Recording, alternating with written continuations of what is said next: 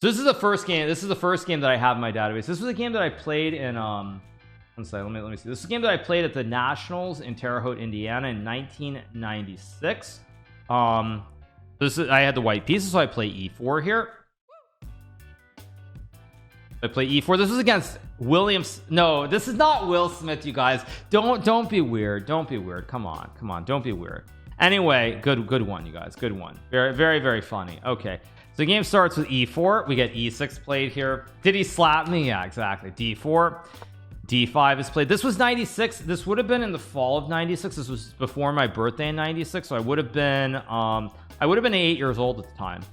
Yeah, actually I can tell you guys even a better story about this, because this tournament, this was the Nationals, it was held in Terre Haute, Indiana, and in order to get to the tournament, my mom drove across the country. So we left from White Plains, New York, and drove across the country. I remember this very well because this was during the time, it was October of 96, and this was when the Yankees were in the World Series, and we stopped somewhere. I feel like we stopped somewhere during game 4 or game 5 of the World Series. I think it was game 4 if I'm not mistaken, and we turned it on, and then we turned it on and we turned it off, because of course, as everybody remembers, that was when the Yankees were playing the Atlanta Braves, and of course the Braves went into Yankee Stadium, won games 1 and 2. I think game 1 they won by like a crazy score, like 21-3 or like 18-3 or something terrible.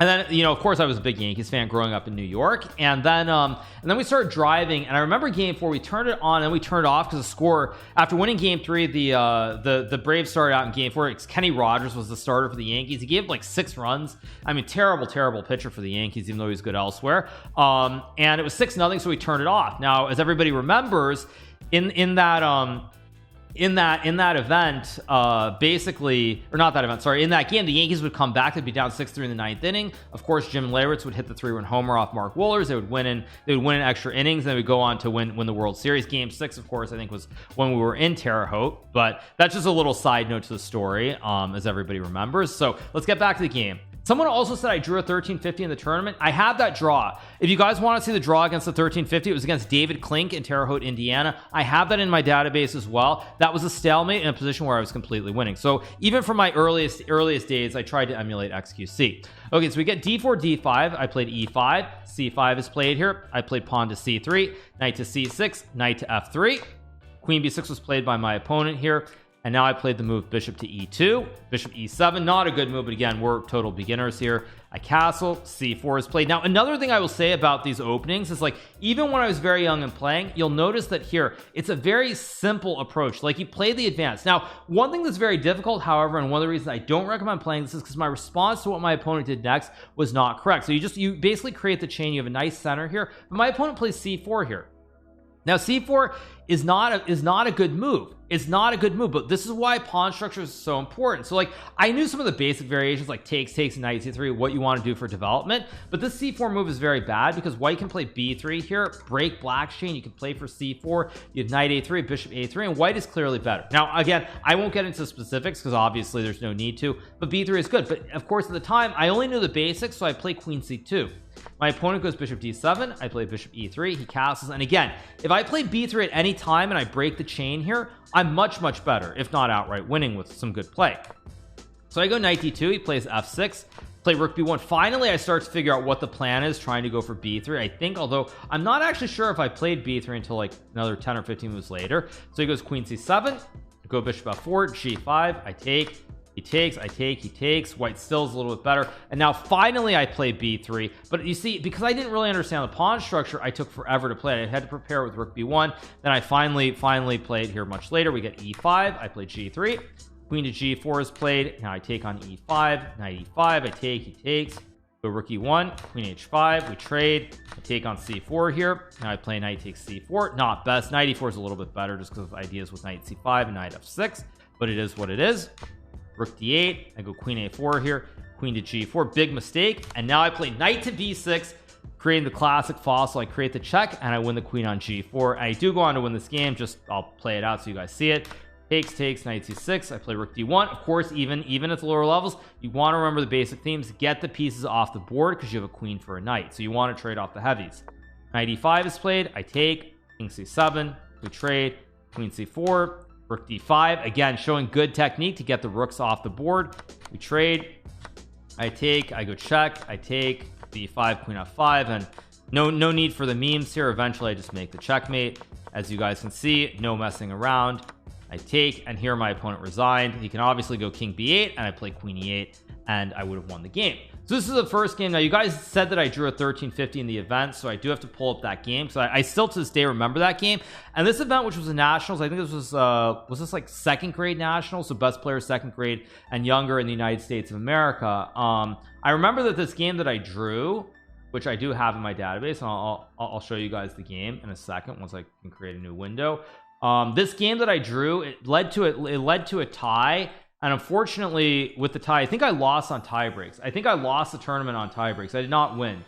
Someone else I think had better tie breaks. So all right, let me pull up the game. Let me flip the board. Here we go. One more game to look at, and then we'll get back to our regular programming. This is the game that I played against David Klink. This was, I believe, in the 4th or 5th round of the nationals held in Terre Haute, Indiana, elementary nationals. This was second grade in Terre Haute, Indiana, 1996. The game starts with d4 being played. So after d4, I play the move knight to f6. We get knight c3, all pretty normal so far. I play pawn to g6, bishop g5. Now I think in my early days the main opening that I was playing was only the King's Indian, so I just played knight f6, g6, bishop g7 against everything. Like I just did that. That's what I did. So I play g6, bishop g5, bishop g7, knight f3, d6. Again, like I said, basic setups. You want to have some kind of basic setups when you're very new to the game. And so I knew that I go knight f6, g6, bishop g7, d6. That's all I knew. That's all I knew. Just get developed and just play the game.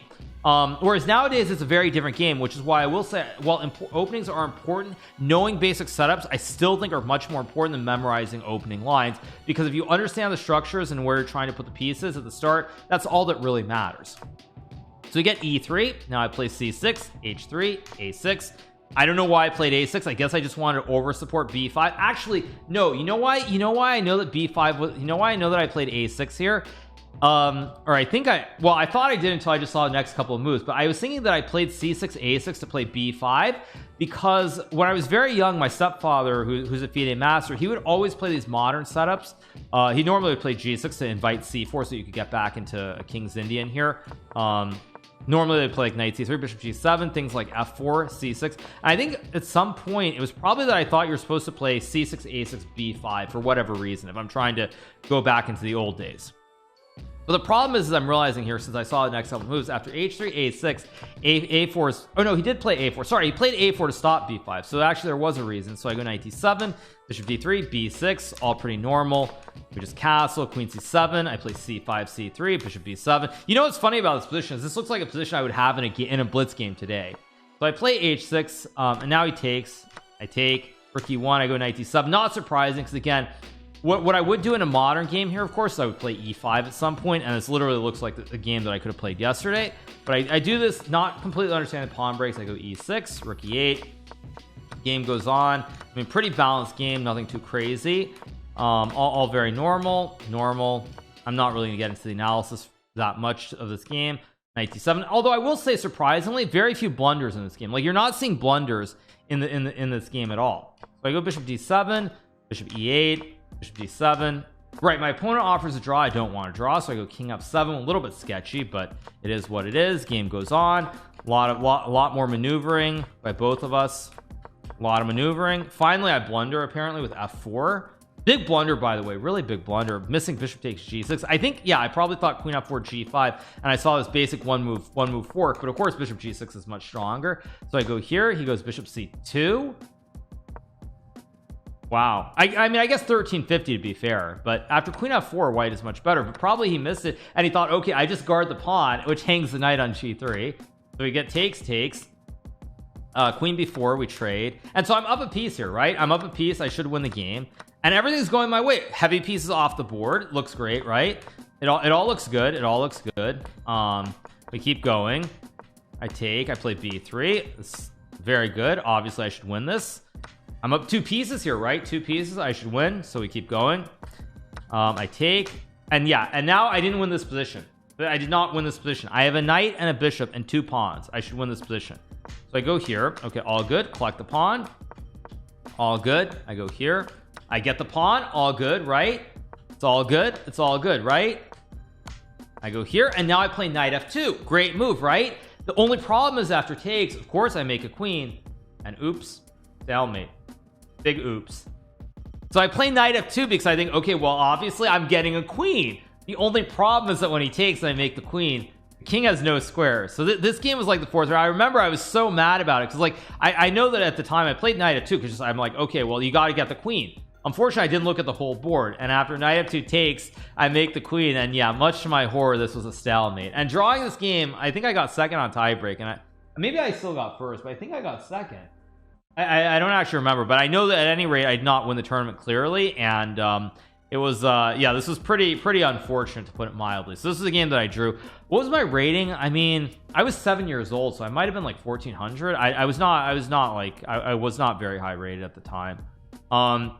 But yeah, I played knight f2 just because it's just like it's a good move, right? I'm gonna get the queen, but then he takes, and yeah, I remember this. I remember I was so horrified at the time, so horrified that this happened. It's complicated to draw. See, oh totally, but still. Oh, I was 1650. Okay, even worse, 1650. But yeah, I did this, and I mean, it was so horrifying. There are no words for this. It was just very sad. This draw resulted in a super gem. Yeah, exactly. XQC style, totally. But anyway, so I just want to show these games for you guys to see. So I hope you have enjoyed our analysis that we did. But I would say the main takeaway, at least from these last two games, is that like you want to have some sort of very basic opening setup, and then you just play the game. That's it.